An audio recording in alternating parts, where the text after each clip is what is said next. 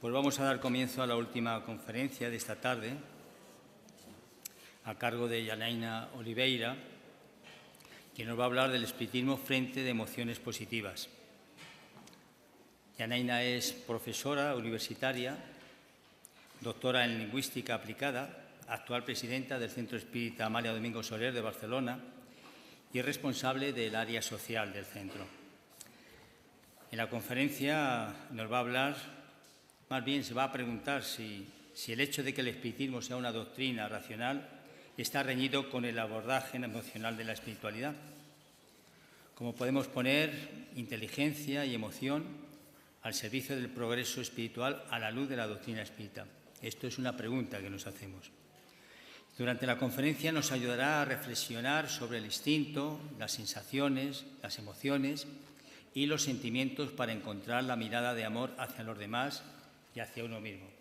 Recordemos aquello que solemos decir, que la caridad bien entendida comienza por uno mismo, ¿verdad? Bueno, Janaína, cuando quieras te vamos a recibir. Muchas gracias.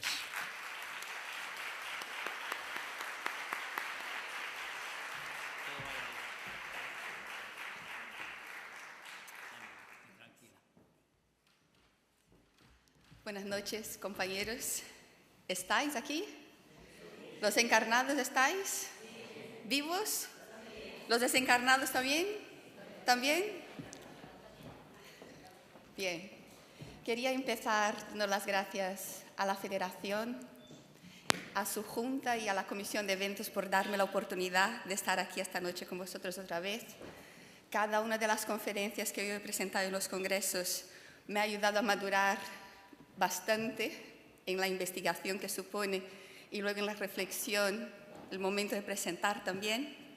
Por esto quiero dar las gracias a la Federación, pero esta vez quiero dar las gracias además a los compañeros del Centro Espírita Amalia Domingo Soler por todas las veces que me recortaron la cresta y por todas las veces que lo volverán a hacer cuando sea necesario. Entendéis esto de recortar la cresta, ¿verdad? Porque en CEADS de vez en cuando hay sesión de corte de pelo y recortan las crestas. Y por esto tengo que dar las gracias a mis compañeros, porque he sido más de una vez, ¿no? He recibido más de una vez una sesión de recorte de cresta y estoy convencida de que no hubiese llegado a la visión que tengo hoy de las emociones, del papel que tienen las emociones en nuestras vidas, y no hubiese llegado a esta comprensión que tengo de la doctrina espírita si no fuera por las vivencias que he tenido en el Centro Espírita Amalia Domingo Soler. Todas y cada una de ellas me han ayudado a comprender que yo podría haber llegado a una comprensión intelectual de la doctrina espírita leyendo los libros.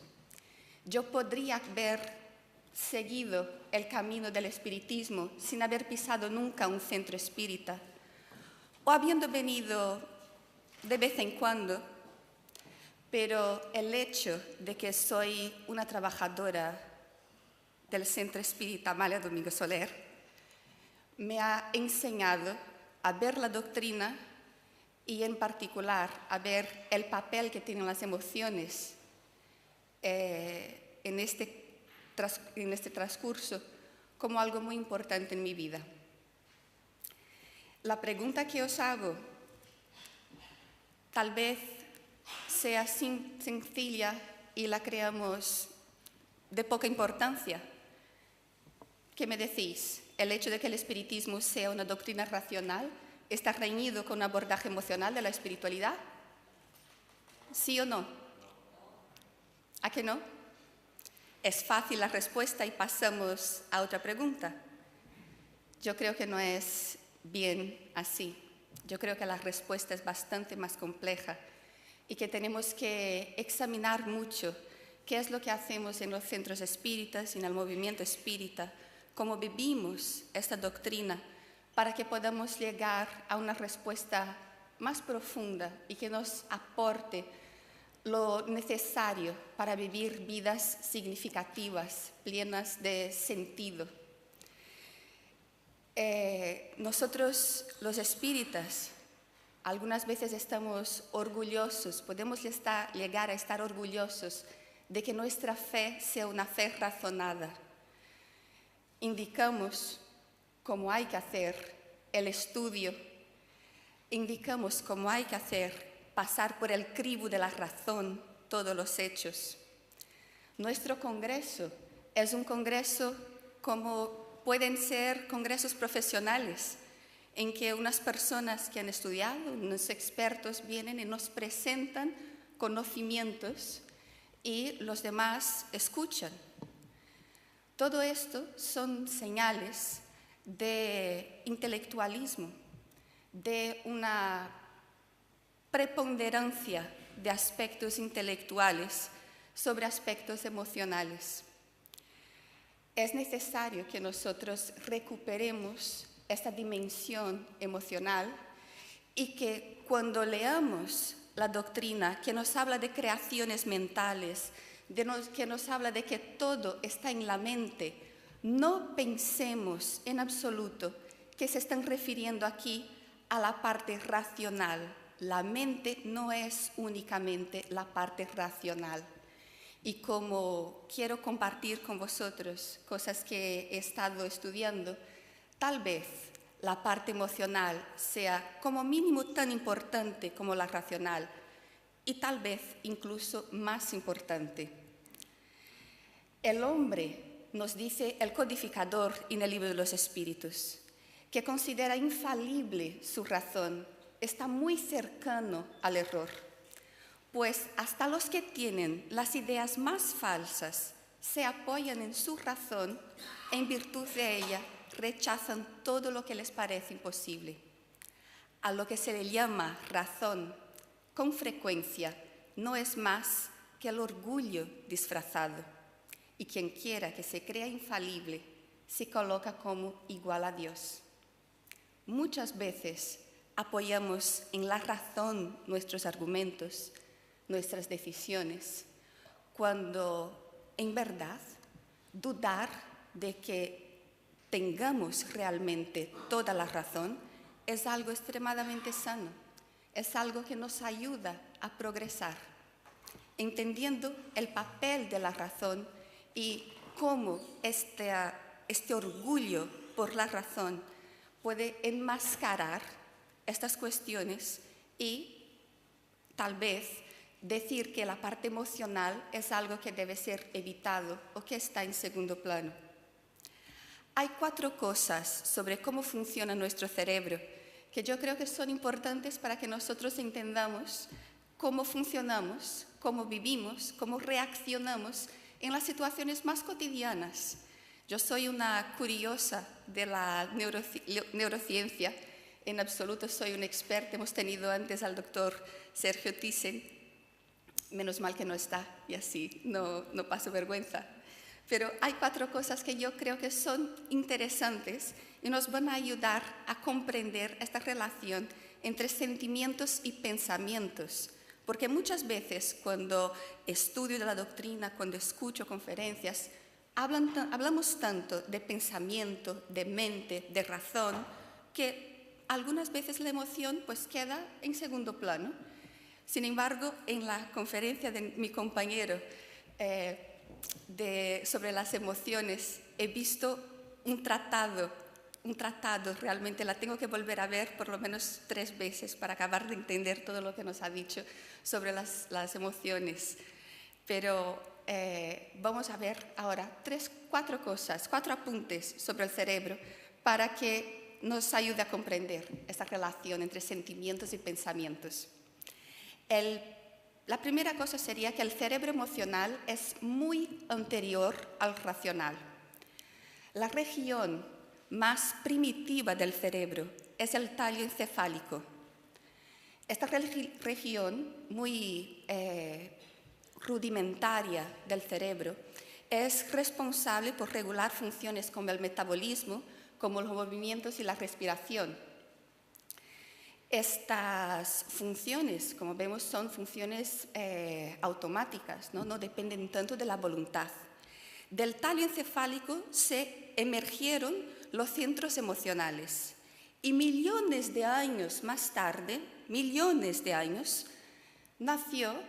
dio origen, estos centros emocionales dieron origen al cerebro pensante, que es el neocórtex, esta zona frontal de nuestro cerebro. Daniel Goleman, en su libro Inteligencia Emocional, nos dice que el hecho de que el cerebro emocional sea millones de años anterior al cerebro racional y que el racional se haya derivado del emocional, nos tiene que dar claridad acerca de la relación que existe entre pensamientos y sentimientos o emociones. La segunda cosa que vamos a aprender sobre el cerebro hoy, de alguna manera está relacionada con el hecho de que el cerebro emocional sea muy anterior y haya dado origen al cerebro racional. Es el hecho de que sentimos antes que pensamos. Nuestro cerebro emocional es más veloz, es más rápido que el cerebro racional. Tenemos una estructura en nuestro cerebro que se llama la amígdala, que se activa con mucha rapidez cuando identifica una situación como urgente o amenazadora y dispara respuestas no con base a un análisis pormenorizado de la situación, no. Dispara respuestas con base a un análisis muy rudimentario que compara con experiencias anteriores. ¿Esto qué quiere decir? Que antes mismo que el neocórtex, que es el cerebro frontal, pensante, haya tenido la oportunidad de razonar, de ponderar la situación, la amígdala ya ha disparado todas las señales de respuesta a esta situación, secuestrando nuestro cerebro. En la vida cotidiana, ¿cómo se traduce esto?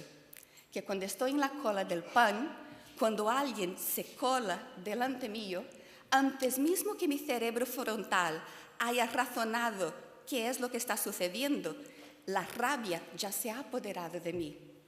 Cuando en el trabajo alguien dice algo que me molesta, antes mismo que el cerebro haya ponderado la información y yo vea qué es lo que está sucediendo, que pueda interpretar la situación con más datos, la amígdala ya ha disparado un ataque verbal de vuelta a esta persona.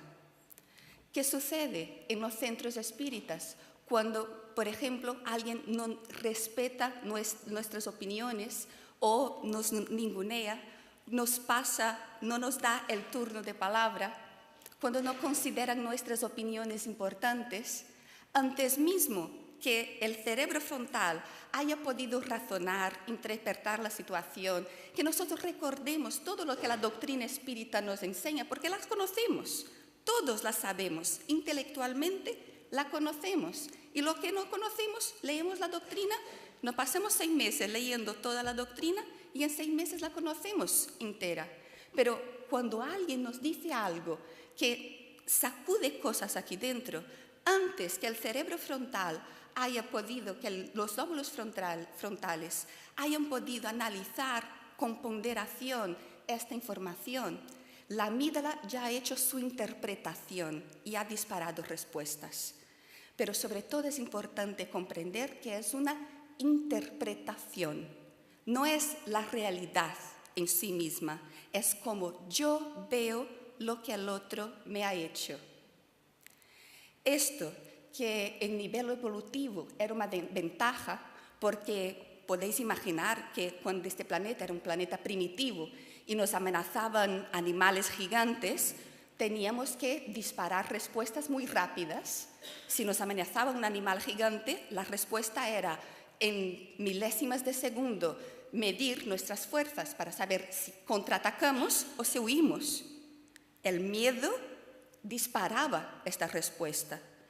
El problema, mis amigos, es que ya no vivimos en la sabana africana, pero seguimos gobernados por amígdalas que van disparando respuestas a interpretaciones que hacemos de las situaciones cotidianas y vemos cómo reaccionamos con rabia o indiferencia a situaciones en el trabajo, en el centro espírita o donde sea. El miedo nos gobierna. Y algunos me diréis, no, Janaina, yo no tengo miedo. ¿De qué me estás hablando? Yo no tengo miedo. Ah, no, pero sientes rabia. Te defiendes, atacas o dices, a mí no me importa esto que está pasando y huyes. Porque es en las acciones donde vemos el espejo de las emociones, no en lo que decimos, no en los razonamientos que nosotros podamos hacer.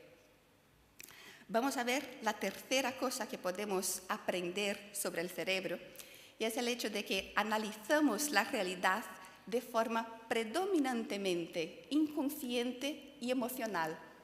Esto nos lo dice la neurociencia, y nosotros los espiritistas, que estamos tan orgullosos de que tengamos una fe razonada, de que tengamos que pasar por el cribo de la razón todos los hechos, y en absoluto yo seré la última que diré que esto no hay que hacer, evidentemente que hay que hacer, pero comprendiendo que siempre que lo estemos haciendo, que esto dirija nuestras acciones, tenemos que admitir que nuestro análisis de las situaciones es falible, que somos falibles, que el hecho de que creamos que tenemos razón no quiere decir que la tengamos, porque analizamos las situaciones de forma predominantemente inconsciente y emocional. El cuarto apunte que vamos a hacer sobre el cerebro está relacionado a nuestras decisiones. Nuestras decisiones, nos dice la neurociencia, dependen tanto o más de nuestros sentimientos que de nuestros pensamientos. Por esto, mis amigos, conocemos la doctrina. Intelectualmente podemos contestar preguntas, podemos hacer conferencias, podemos venir a congresos y aclarar dudas de personas que se nos acerquen, deseando conocer los misterios del porvenir. Y sin embargo, esto no se acaba de traducir en una actitud humilde, generosa, serena ante el conflicto. Una actitud que simplemente entienda la debilidad del otro, que lo acoja, que entienda mi propia debilidad. Es necesario que yo entienda que estoy gobernada por mis sentimientos, que mis pensamientos pueden ser los más elevados y mis deseos los más elevados. Evidentemente que después de estar instruida por la doctrina espírita, todo lo que más deseo es ser buena. ¿Y por qué tropiezo? ¿Por qué tropiezo? ¿Por qué, llegado el momento de ser humilde, lo que me sale es el ego? ¿Por qué, llegado el momento de pedir perdón o de reconocer que me había equivocado, lo que hago es silenciar o peor, contraatacar? Porque estoy dominada todavía por los sentimientos. La doctrina espírita, entonces, nos puede dar muchas herramientas, pero nos lleva incluso estos datos que la neurociencia nos aporta a cuestionar: ¿Homo sapiens con saber es suficiente? ¿Con el conocimiento intelectual de nuestra doctrina tenemos suficiente? La respuesta, obviamente, es no. No le vamos a cambiar el nombre al Homo sapiens, porque ya no hay manera de hacerlo. Pero sí vamos a reconocer que los sentimientos son una parte tan o más importante incluso que los pensamientos. Y que cuando en todas partes en nuestra doctrina se nos está hablando de la mente, no pensemos que nos estamos refiriendo únicamente a la mente racional. Nos estamos refiriendo a la mente en su totalidad, que engloba aspectos racionales, pero también emocionales. No sin razón, la palabra corazón está puede ser decompuesta, ¿no? Co-razón. Y aquí lo que nos propone la doctrina espírita es afinar este instrumento. Si es que la mente racional y el corazón de alguna manera tienen que estar en armonía, no deja de ser también desvirtuar, porque todos los dos tenían que estar en el cerebro, que es el órgano a través del cual la mente espiritual se expresa. Pero vamos a dejarlo así, como afinar corazón y mente. La doctrina espírita es riquísima, nos hace reflexionar sobre los instintos, sobre la inteligencia, sobre las emociones, sobre los sentimientos. Mi compañero José Ignacio nos habla en profundidad sobre muchísimos de estos aspectos y voy a volver aquí a algunos de ellos que él ya mencionó. Por ejemplo, cuando nos habla de la doctrina sobre instinto y inteligencia, Kardec le pregunta a los espíritus sobre esta relación y la respuesta nos dice: la inteligencia es una facultad propia de cada ser y constituye su individualidad moral. Además, ya sabéis, hay cosas que no es dado al hombre penetrar, y esta es, por ahora, una de ellas.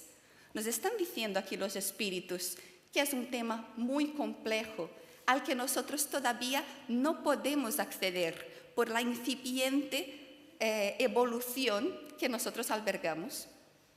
Pregunta a los espíritus: ¿el instinto es independiente de la inteligencia? Porque si lo fuera, podríamos distinguir muy bien entre hombres y animales y decir, la inteligencia es cosa de los hombres y el instinto es cosa de los animales.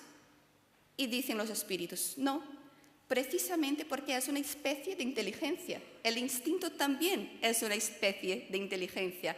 Hay una progresión aquí. El instinto es una inteligencia no racional. ¿Puede fijarse un límite entre el instinto y la inteligencia?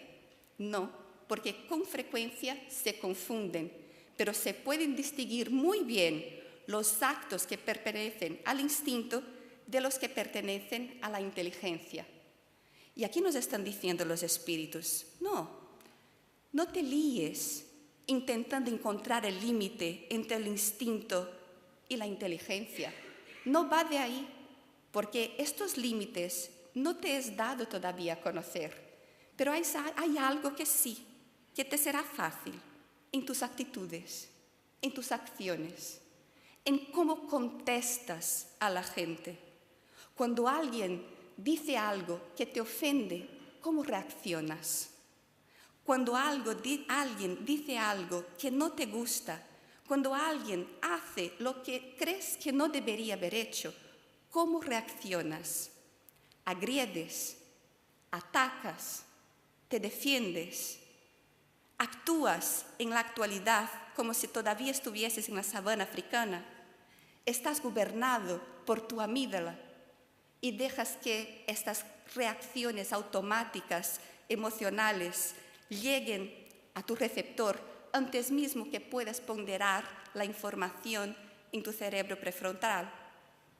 Nos están diciendo que no es tan difícil identificar la diferencia entre una cosa y la otra. Simplemente tenemos que observar nuestras actitudes. ¿Es exacto decir que disminuyen las facultades instintivas a medida que crecen las intelectuales? No disminuyen nuestras capacidades instintivas. El instinto existe siempre. Nos han dicho antes que es un tipo de inteligencia no racional, pero el hombre lo descuida. También puede el instinto conducir al bien. Nos guía casi siempre y a veces con más seguridad que la razón. Que nos digan esto después de habernos dicho que pasáramos todos los hechos por el crivo de la razón, porque nunca se extravía.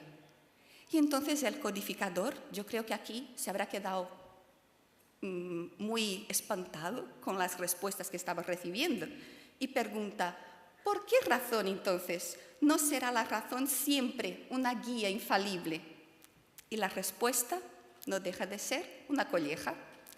Sería infalible, si no estuviese falseada por la mala educación de la que nos ha hablado Valle esta mañana, o por el orgullo y el egoísmo. Es decir, cuando nosotros evocamos la razón, cuando defendemos nuestros puntos de vista a muerte, cuando pasamos por encima de los demás porque creemos que tenemos razón, cuando ni siquiera se nos pasa por la cabeza que el otro puede tener parte de razón como mínimo, cuando no somos capaces de ponernos en su sitio, lo que está pasando aquí es que el orgullo y el egoísmo está falseando la realidad. El instinto no razona, pero la razón deja la elección al hombre y le da el libre albedrío. Y ahí es donde muchas veces yo misma tropiezo. El hombre, nos dicen los espíritus, es un ser aparte, que se rebaja mucho a veces o puede elevarse muy alto. Yo me veo totalmente identificada aquí. Yo soy capaz de los actos más generosos, más altruistas, incluso de conferencias muy interesantes, pero también soy capaz de los actos muy bajos. Cuando tropiezo y luego en CEATS me tienen que recortar la cresta, me pregunto a mí misma, pero ¿cómo puede ser que tú, conociendo la doctrina, que tú, siendo conferenciante, que tú, siendo presidenta del Centro Espírita, cómo puede ser que hayas contestado de aquella manera, que te hayas sentido de aquella manera? Yo no sé si os identificáis, pero a mí esto me pasa muy a menudo. Es verdad, nos dicen los espíritus, que nuestro cuerpo físico se destruye como el de los animales. Esto lo compartimos con ellos, estamos hechos de materia perecedera, pero el espíritu tiene un destino que solo nosotros, los seres humanos, podemos comprender. Esto es lo que nos diferencia de los animales. Nosotros tenemos un destino, podemos comprender este destino. Somos libres por esto. Pobres hombres, nos dicen los espíritus, que os rebajáis aún por debajo de la brutalidad. ¿No sabéis distinguir? Otra vez, nos distinguimos en nuestras acciones. No nos distinguimos por lo que sabemos o por lo que decimos saber. Nos conocemos a nosotros mismos o nos reconocemos como cuando somos capaces de observar nuestras reacciones, en particular ante las situaciones más difíciles. Porque a mí no me saca de quicio que alguien me haga cumplidos, que alguien me invite a fiestas, que alguien diga lo bien que hago las conferencias, pero sí que me molesta cuando me acusan, cuando me dicen cosas que he dejado de hacer. Evidentemente que me molesta. ¿Y cuál es mi reacción en este momento? Porque en lugar de valorar las cosas positivas que yo he hecho, sacan a lucir las cosas negativas. Es la reacción que uno tiene en este instante lo que nos distingue, y no lo que decimos, no lo que sepamos. Reconoced al hombre, nos dice, por el pensamiento de Dios, nuestra capacidad de pensar en Dios, de sentir a Dios, de pensar en el porvenir, en este destino que nosotros tenemos. La doctrina espírita es, sin lugar a dudas, una constante invitación al cultivo de emociones positivas. Un camino, un recorrido en el que todos buscamos la felicidad. Sin embargo, los caminos que llevan a esta felicidad pueden ser muy distintos. Hay muy extendida en la sociedad materialista una visión de este camino que sería la del placer. El placer me conduce a la felicidad. Pero no es esta la propuesta de la doctrina espírita. En lugar del placer, ¿qué es lo que vamos a tener que poner? Voy a usar la técnica de Campetti. Vamos a poner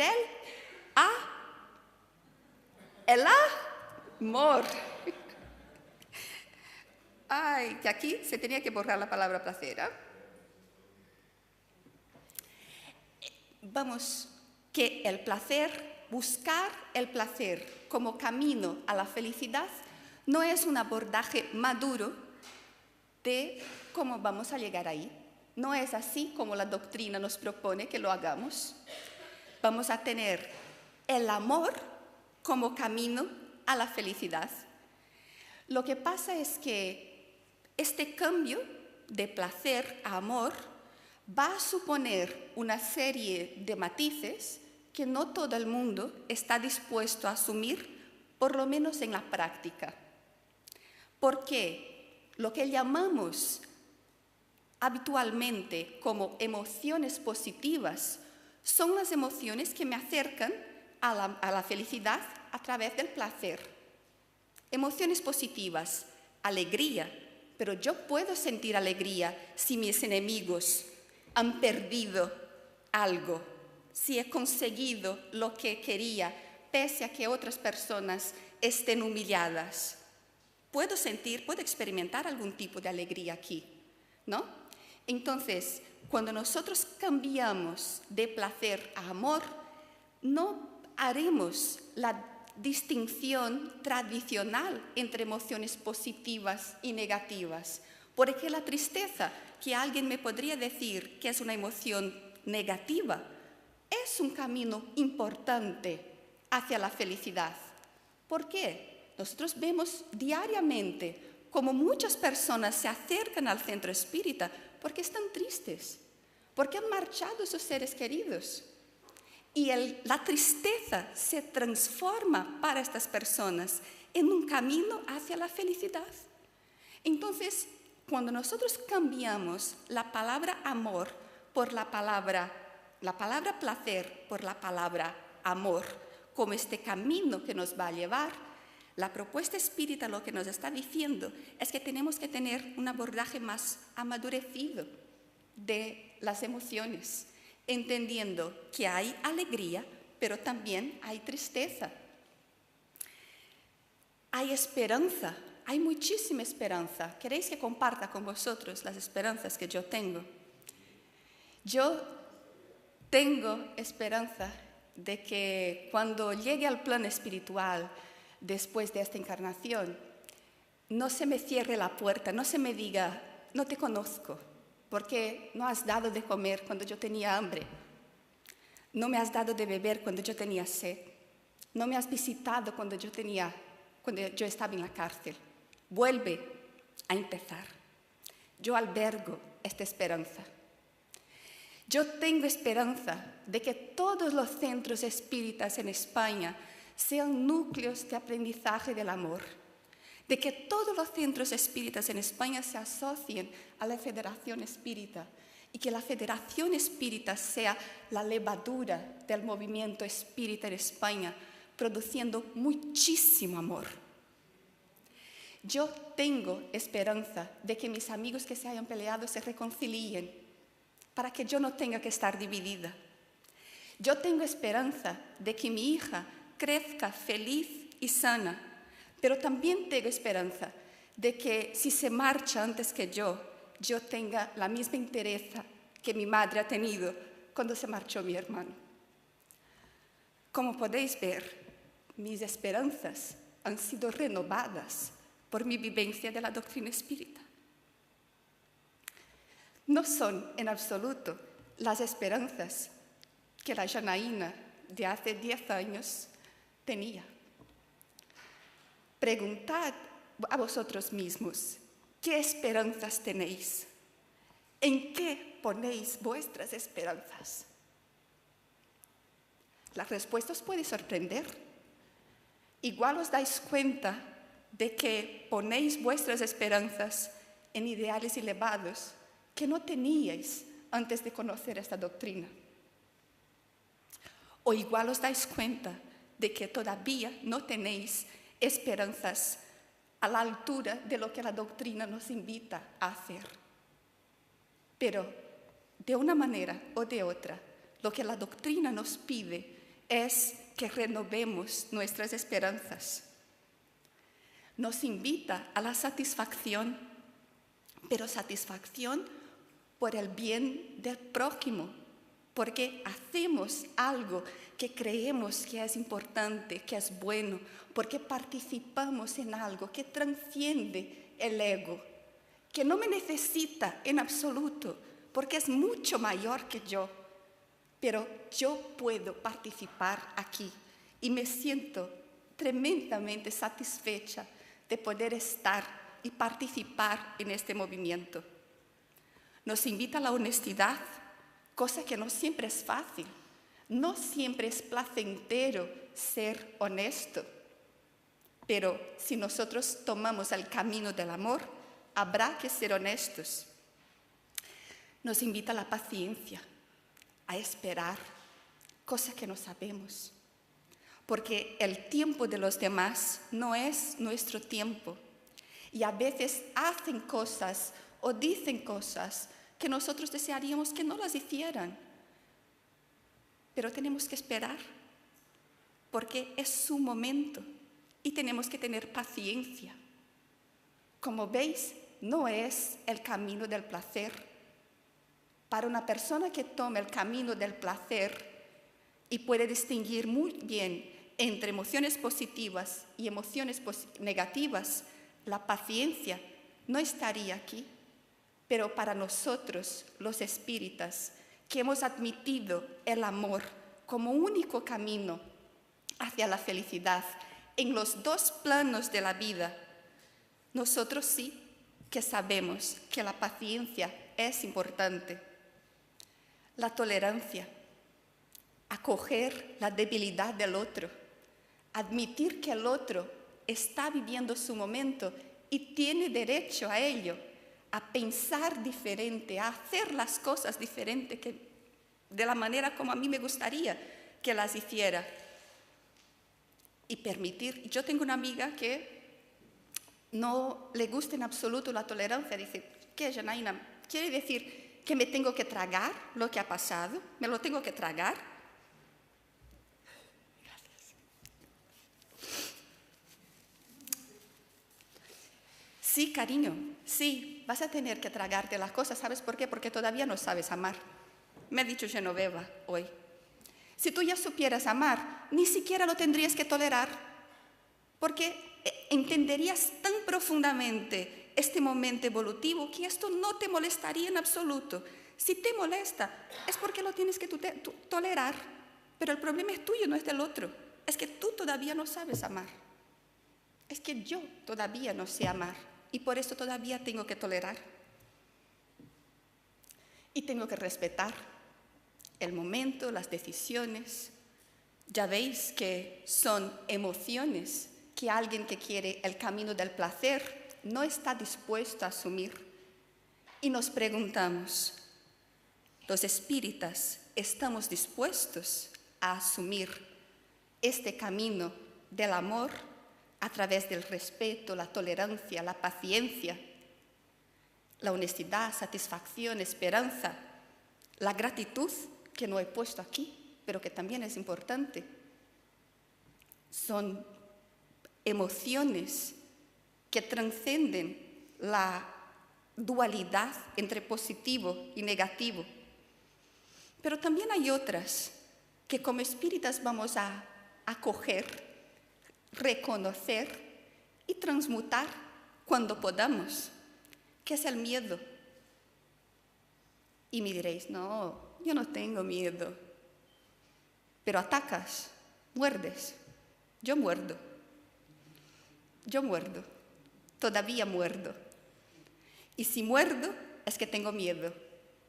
Es que interpreto la acción del otro como una amenaza. La frustración, cuando pensamos que algo tan importante, que nosotros estamos convencidos que se tiene que hacer así por el bien del centro espírita o de nuestro hogar, por el bien de nuestros hijos, por el bien de la federación, no sale como nosotros desearíamos que saliera. ¡Qué frustración! Yo he sentido mucha frustración en CEADS. Yo os confieso que he llorado muchísimo en CEADS, porque no me dejaron cambiar CEADS de arriba abajo. Yo tenía propuestas iluminadas de transformación de CEADS. Y yo llegué ahí y les dije a mis compañeras en una reunión muy célebre, muy importante, de mis planes, de cómo yo veía que se tenía que transformar para mejor, con la mejor de las intenciones. Con la mejor de las intenciones siempre. Y no me dejaron cambiar a CEADS, me recortaron la cresta. Y os cuento que el sábado siguiente, después de haber llorado, sentirme rechazada, de ir a casa y llorar todo el fin de semana, el sábado siguiente volví a CEADS. Y estaban ahí las mismas personas que habían dicho que no y que me habían visto llorar. Y yo tuve que convivir con ellas y tragarme la frustración y entender que solo el ego sufre. Y para todos los momentos que nosotros suframos, porque no hacen las cosas que nosotros desearíamos que hicieran o porque no nos dejan hacer las cosas que desearíamos hacer, solo el ego sufre. Porque si el ego no sufre, tengo respeto, tolerancia, paciencia y ya he tomado el camino del amor. ¿Qué es lo que pasa? ¿Vamos a interpretar la frustración como negativa? No. La frustración puede ser un camino hacia la felicidad. Si yo llego a través del autoconocimiento a comprender que aquel día que yo quería transformar a CEADS y que no me dejaron y lloré, era el ego el que lloraba. Y en lugar de marchar, me quedé con el ego muy adolorido, pero me quedé, porque unidos somos más. El desprecio es parte, sí, claro que es parte de las emociones que los espíritas tenemos que conocer, porque no identificar nuestras emociones nos deja enteramente a su merced. Si nosotros no sabemos, no reconocemos que sentimos desprecio por algunas personas, no somos capaces de trascender este desprecio. Y es una realidad, no apreciamos a todo el mundo. Y no apreciamos a todo el mundo por igual. Algunas personas no las apreciamos todavía. Para esto está la reencarnación. Ya llegará. Los reproches, vamos a experimentar reproches. Vamos a hacer reproches, sí. Y habrá que convivir con ellos, sí. Y habrá que aprender de ellos, sí. Examen, autoexamen. ¿Me reprochan? ¿Es verdad o no es verdad? Si procede, doy las gracias por el reproche recibido y cambio mi actitud.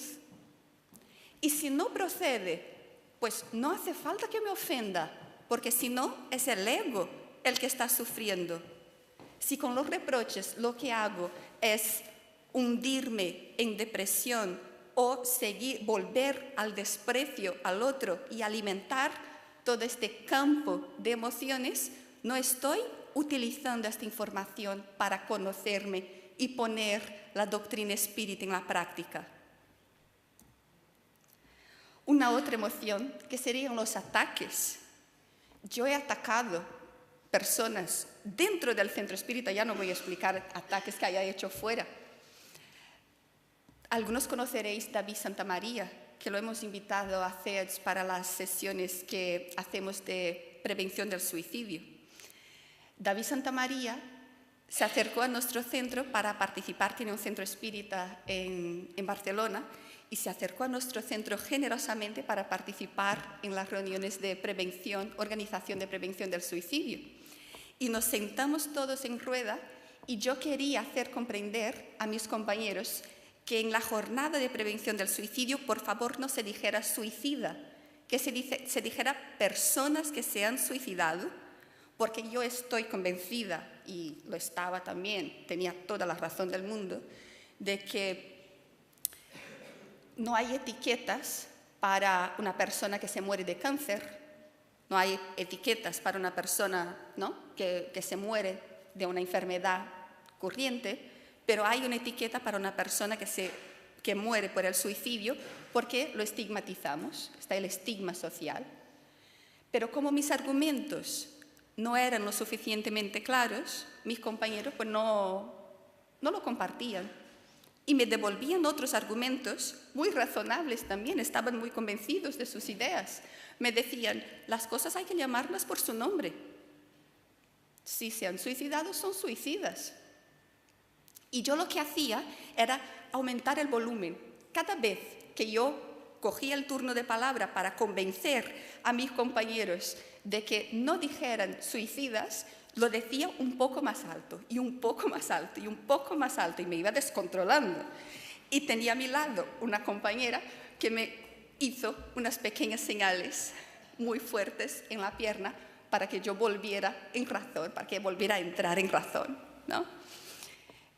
El día siguiente le mandé un correo a David Santamaría pidiéndole disculpas por mi comportamiento inaceptable. Si lo conocéis, es un hombre como Juan Miguel. Lo ves y respetas simplemente por estar en su presencia. Y me contestó, Janaína, no hay razón para perdonarte si estamos todos en el mismo barco. Estamos todos con la misma intención. Que ni siquiera se había ofendido el hombre. Ya veis, ¿no? La diferencia entre unos y otros. Ni siquiera se había ofendido. Avisé a todos los compañeros que David Santamaría ni siquiera me había perdonado porque no había tenido mi comportamiento en cuenta, pero que supieran que yo sí me había dado cuenta de lo mal que me había comportado. Ya veis, como los ataques también son parte de la vida de un espírita. Lo que pasa es que nosotros utilizamos estas situaciones para crecer. Nosotros examinamos qué es lo que ha sucedido aquí, qué respuestas he dado, cómo he actuado, cómo me he sentido, para que en un futuro no suceda igual, para que en el futuro la amígdala no se apodere tan rápidamente de mi mente y tenga tal vez otros datos para contrastar la situación. También está la desconfianza como parte de nuestras vidas. Son emociones que nosotros experimentamos, tenemos que acoger. Ya hay partes del Evangelio que nos dicen que tenemos que ser tan audaces o estar tan al tanto como las serpientes mismas, ¿no? Es decir, ¿tenemos que confiar en todo el mundo? No, pero es necesario reconocer las situaciones en que desconfiamos de los demás, porque tal vez la desconfianza que yo sienta está basada en razones que no son las razones del corazón, son las razones del ego. Es el orgullo que me está impidiendo confiar en esta persona. Y si nosotros somos capaces de ver toda esta foto y analizar las situaciones de la vida cotidiana, del trabajo, del centro espírita, de nuestras vidas en nuestros hogares, acogiendo a todas estas emociones, no vamos a decir que ya no sentiremos miedo, pero vamos a decir que a partir de ahora, cuando yo sienta miedo y reaccione, voy a analizar mis acciones para poder, a través de la meditación y del razonamiento que incluye elementos emocionales, comprender en nivel más profundo qué es lo que estoy haciendo de mi vida. No puedo dejar de evocar al Maestro, que nos habla muchísimo de emociones, pero en el Evangelio, según el Espiritismo, nos hablan de este camino del amor como un camino hacia la felicidad.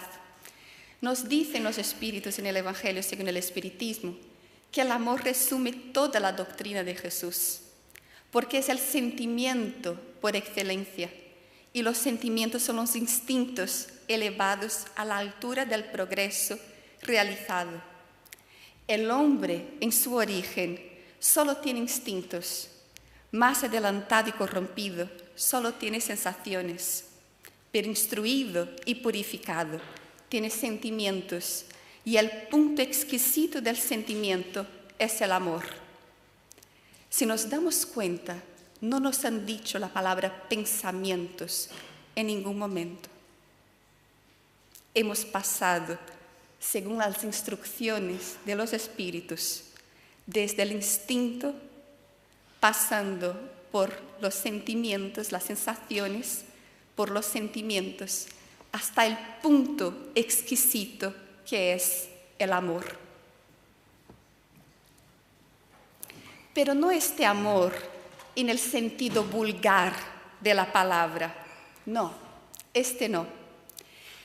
Este amor que es un sol interior y condensa y reúne en su ardiente foco todas las aspiraciones y todas las revelaciones sobrehumanas.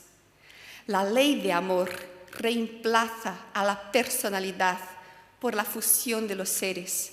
Ya no soy importante yo, ya no importa lo que yo quiera, lo que yo piense, si tengo paciencia, si participo, si colaboro. Lo importante es estar aquí. Feliz aquel que, elevándose sobre su humanidad, quiere con gran amor a sus hermanos doloridos. Feliz aquel que ama, porque no conoce ni la carestía del alma ni la del cuerpo. Sus pies son ligeros como transportados fuera de sí mismo. Y si yo todavía experimento carestía, si todavía sufro, si lo que me dicen mis compañeros todavía me molesta, es que no vivo transportada fuera de mí misma todavía. Es que no tengo los pies ligeros, porque todavía sufro con lo que las personas me dicen. Es que todavía no sé amar. Pero no hay que tener miedo, o podemos acoger este miedo con lo que nos dice la doctrina espírita, porque hay muy buenas noticias. Si nosotros pensamos que este sol interior, capaz de hacer con que nosotros querramos a nuestros semejantes, independientemente de lo que nos hayan hecho, si pensamos que esto es algo demasiado lejos de nuestra capacidad, no tenemos que sufrir por ello, porque el amor es de esencia divina y desde el primero hasta el último de nosotros poseemos en el fondo del corazón la chispa de este fuego sagrado. Y tal vez me vais a decir, pero hay situaciones, Janaína, que son irreconciliables, porque hay corazones que están muy endurecidos y hay personas que no van a querer o que yo no seré capaz de quererlas nunca. Pero nos decía nuestro amado Chico Xavier que el odio no es más que el amor que ha enfermado gravemente.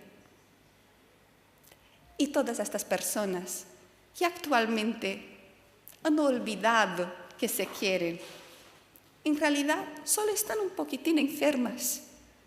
Y cuando pase todo esto, porque también decía Chico que todo pasa, esto también va a pasar. Recordarán que se aman y volveremos a estar juntos. Os voy a dejar solo 3 apuntes de vida práctica para que podamos utilizar la inteligencia emocional al servicio de nuestro progreso. La primera será separar las personas de sus actos. Independientemente de lo que suceda, seamos capaces de querer, respetar las personas, acoger a las personas en su debilidad, separando lo que han hecho de quienes son. Vamos a separar una cosa de las otras. La segunda cosa será aceptar que lo que sucede no es lo que es como me lo tomo yo, siempre, porque mi interpretación de la realidad es predominantemente emocional e inconsciente. Entonces debo aceptar que no es la realidad misma, es como lo vivo yo. No es lo que el otro me dijo, es como me lo tomo yo. No es lo que sucedió, es como lo viví yo. No es lo que el otro escribió, es como lo leí yo. Y si nosotros somos capaces de separar las personas de los hechos y de aceptar que no es la realidad en sí, es como la interpreto yo, ya tenemos medio camino ganado. Y el último paso sería explicar a las personas que nos lastiman de forma más asertiva que seamos capaces lo que sentimos cuando nos hicieron lo que nos hayan hecho. Que no es lo que nos hicieron. Prestad atención a esto. No le voy a explicar a mi marido, mira lo que tú me hiciste. No. Mira, me sentí de tal y tal manera cuando hiciste lo otro. Siempre es como me lo tomo yo, es como lo interpreto, es como lo siento. Es lo que mi elevación moral e intelectual da para hacer en este momento. La interpretación que soy capaz de realizar. Si puedo asumir esta realidad y comprender que es como lo he vivido y explicar cómo me he sentido, tal vez podamos convivir mejor, trascender esta dualidad entre emociones positivas y negativas y crecer todos juntos. El trabajo es ingente, inalienable y algunas veces adolorido. No es fácil, pero nadie dijo que sería fácil, simplemente que es urgente. Un trabajo de entrega en las manos de Dios, de ponerse ahí y decir, aquí estoy yo. Sabéis que tengo una hija pequeñita de 2 años y me encantaría poder contaros que me da la mano y que paseamos de mano juntas, felices. Pero no es así. Mal se puso de pie la pequeña, mal se aguantó de pie, ya empezó a explorar, a salir por ahí y no me acepta dar la mano. La tengo que agarrar para cruzar la calle. Y no sabéis la de veces que he pensado en cómo me comporto yo con Dios, teniendo a mi hija a mi cargo. Porque nosotros somos así. Mal nos ponemos de pie, ya nos queremos independizar de Dios. Y su mano está ahí tendida. Y nosotros no la queremos. Queremos explorar el mundo. Queremos tomar nuestras propias decisiones. Ya somos seres racionales. Ya somos el Homo sapiens. Ya conocemos la doctrina espírita. Mal hemos llegado a este planeta y ya pensamos que lo entendemos. Ni bien nos aguantamos de pie todavía.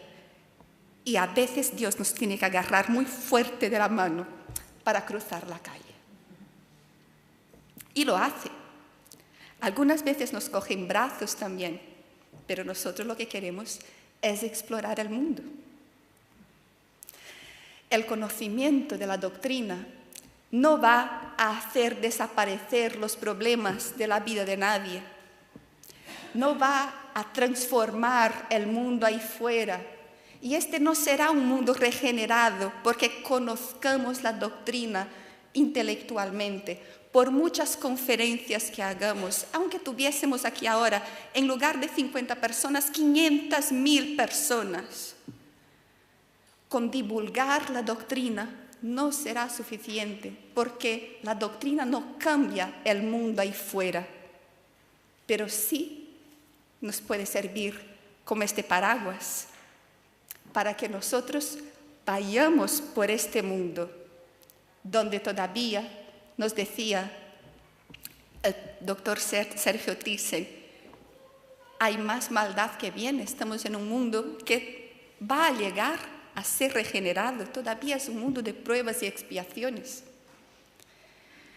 No transforma el mundo ahí fuera, pero si me transforma aquí dentro, me puede aportar herramientas para que podamos convivir mejor. Y si lo hacemos así, yo creo que ya ha hecho lo suyo, porque la doctrina espírita no es para los demás, es para nosotros. La podemos compartir con el que la esté buscando, la podemos divulgar y esperar, abrigar la esperanza de que mucha gente la conozca, pero de lo que importa es de vivirla, de que ella transforme nuestras vidas. Y con la esperanza de que transforme la mía, que me siga transformando y que nos transforme a todos. Me despido de vosotros dando las gracias por la atención que me habéis dado.